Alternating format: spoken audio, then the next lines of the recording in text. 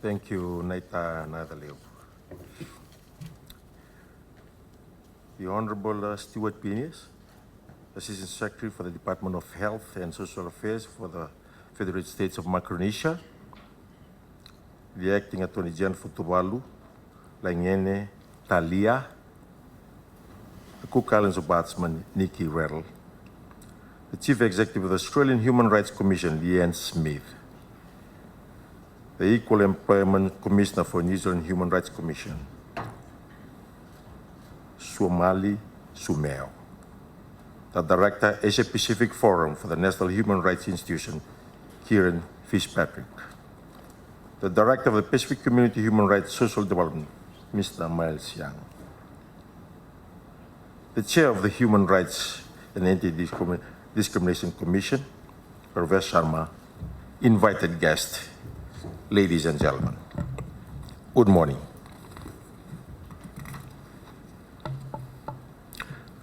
This is actually my first engagement with the members of our proud South Pacific since taking office on the 24th of December. Last Friday, I was privileged to give my maiden speech in Parliament, and here I am before you. On behalf of the Fijian government, it is my pleasure to welcome you all to this unprecedented event. The Pacific Regional Forum on National Human Rights Institutions, with the representation from every Pacific Island government and the National Human Rights Institutions for Fiji, Samoa, Australia, and New Zealand. It is encouraging to see the Pacific dedicated to such a worthy cause. Ladies and gentlemen, every person by virtue of his or her humanity is entitled to certain natural rights. Time and history has revealed that the existence of human rights is necessary for the well-being of civilization at any given time.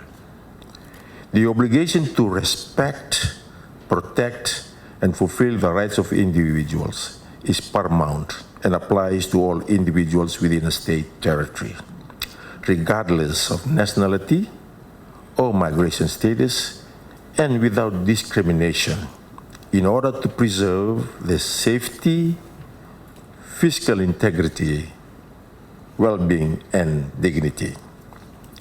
This obligation rests not only with government, but civil societies, non-government organizations, and independent institutions, particularly the national human rights institutions.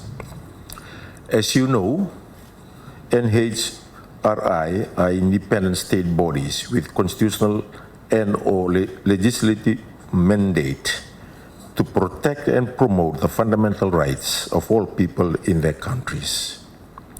It monitors and reports on the domestic human rights situation and assists their state to meet its international human rights obligations. NHRIs are also provide advice that international human rights standards are properly implemented at the national level. It is in recognition of this pivotal role of NHRIs that the Fiji Human Rights and Anti-Discrimination Commission was established. The Commission is mandated under the Section 45 of the 2013 Constitution of the Republic of Fiji to ensure that human rights of all persons in Fiji are protected and promoted. The public is educated about the nature and content of human rights. The Commission is comprised of the Chairperson and Proceedings Commissioner, who is also present here today, and 3 commissioners. They are the commissioners.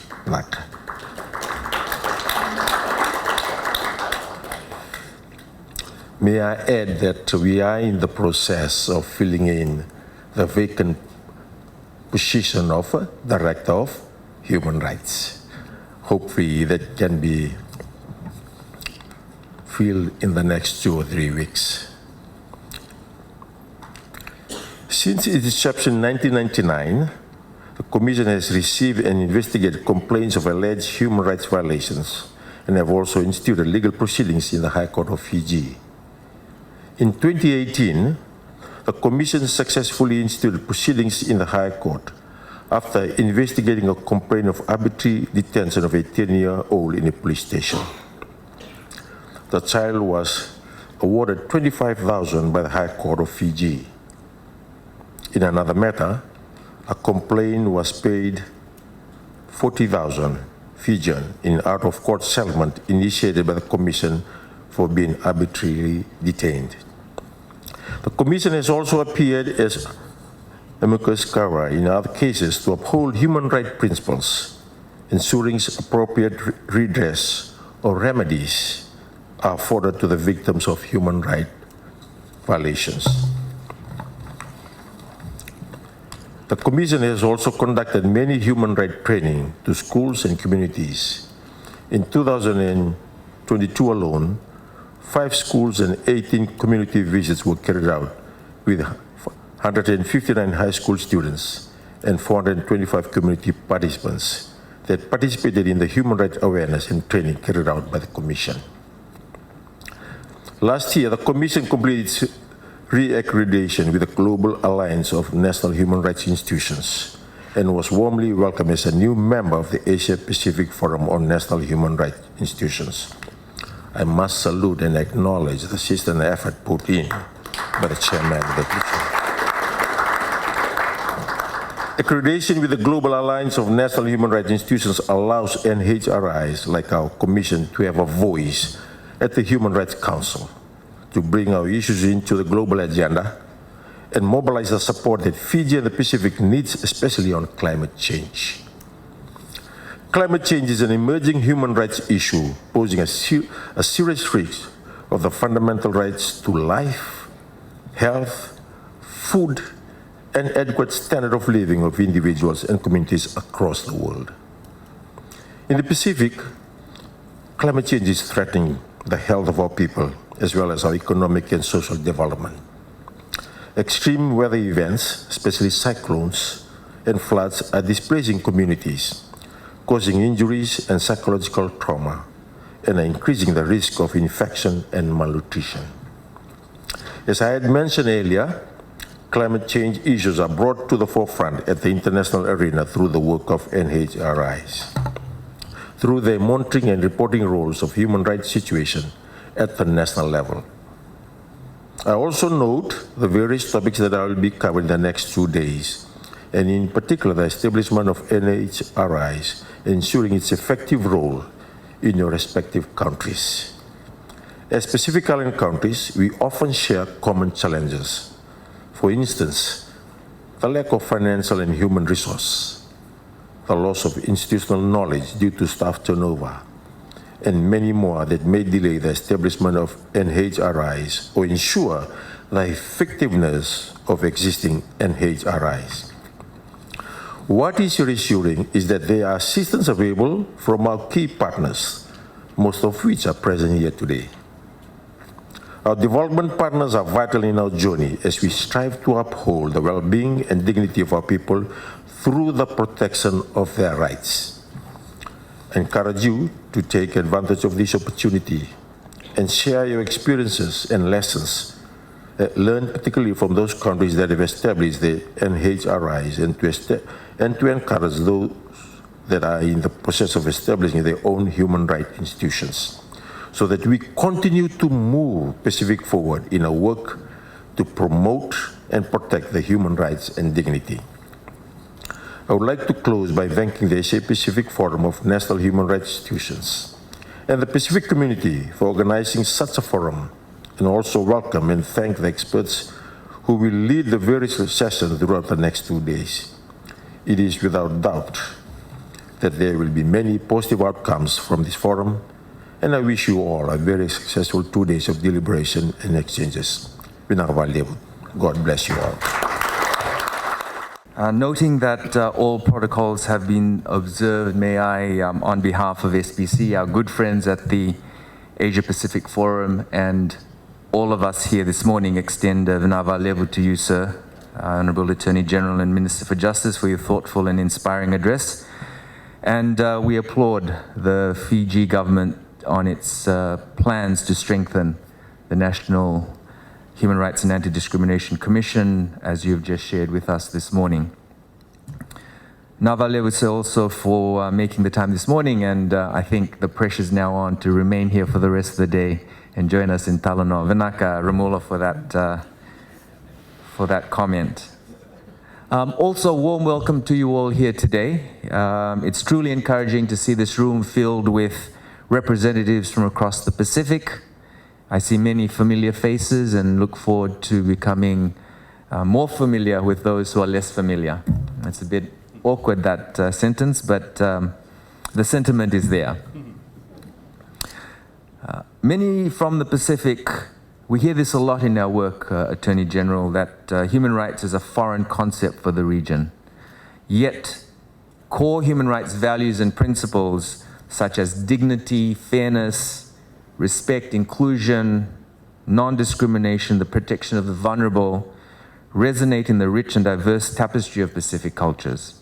Fijian concepts such as Veindokai, Verokovi, Tuvalu's Falepili, Samoa's Fa'asamoa, they all resonate with human rights values. Human rights support and promote community, which we in the Pacific value and prioritize. Human rights ensure that no one, especially those most vulnerable, are left behind.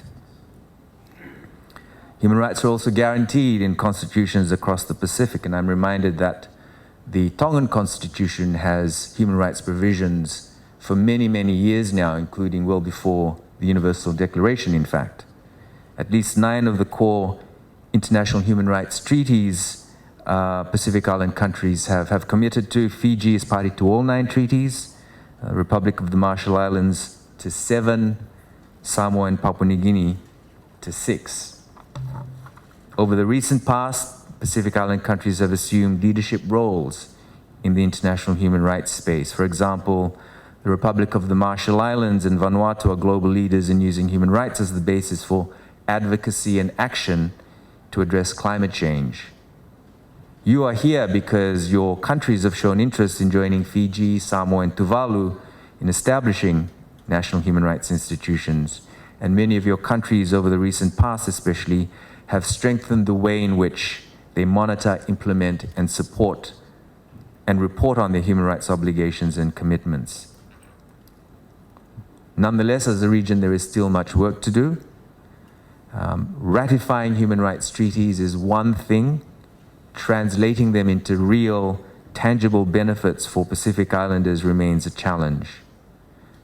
For instance, despite a declaration by Pacific leaders in 2012 to improve gender equality and 11 Pacific Island countries ratifying the International Human Rights Treaty on eliminating all forms of discrimination against women, we have one of the highest rates of violence against women and girls in the world, and discriminatory barriers remain which inhibit women from key leadership and decision-making positions, including as members of parliament.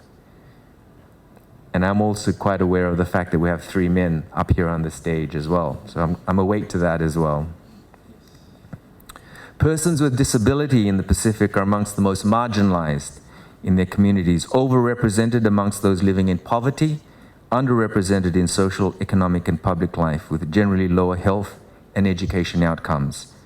This is despite 11 Pacific Island countries committing to the International Human Rights Treaty on the Rights of Persons with Disability.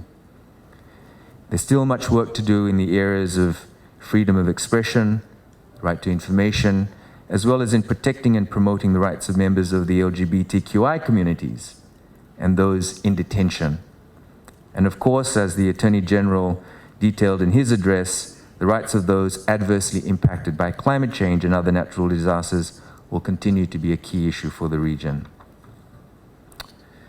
Ladies and gentlemen, in July this year, the leaders of the 16 Pacific Island Forum countries, all of which are represented here this morning, endorsed the 2050 strategy for the Blue Pacific continent as the long-term blueprint for the region over the next 3 decades.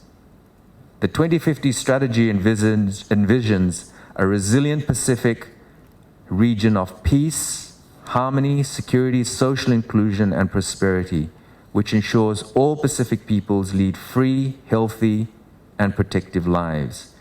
The strategy goes on to commit to achieving this vision through good governance, the full observation of democratic principles and values, the rule of law, the defense and promotion of all human rights, gender equality, and just societies. So this landmark document reflects the collective thinking and wisdom and commitment of the Pacific as represented through our leaders. This bold and ambitious strategy will only become a reality, though, if there is a collective commitment to implement it to the best of our abilities. The Pacific Islands Forum Secretariat is currently leading consultations on how countries across the region can deliver on this strategy, and so this convening is very timely, noting the significant contributions, as the Honourable Attorney General has said in his address, that NHRIs can make to achieving the vision of the 2050 strategy, including and especially in relation to the intersectionality between rights, culture, and faith, and how NHRIs can bring the voices of the most marginalized to the fore and develop solutions which help our societies truly leave no one behind. Friends and colleagues, may I conclude by extending best wishes for a successful regional forum, as well as a commitment from SBC and our friends at the Asia Pacific Forum, and if I may so bold as to suggest other development partners in the room, to supporting your countries in establishing NHRIs and to strengthening them as well. Vinava Levu.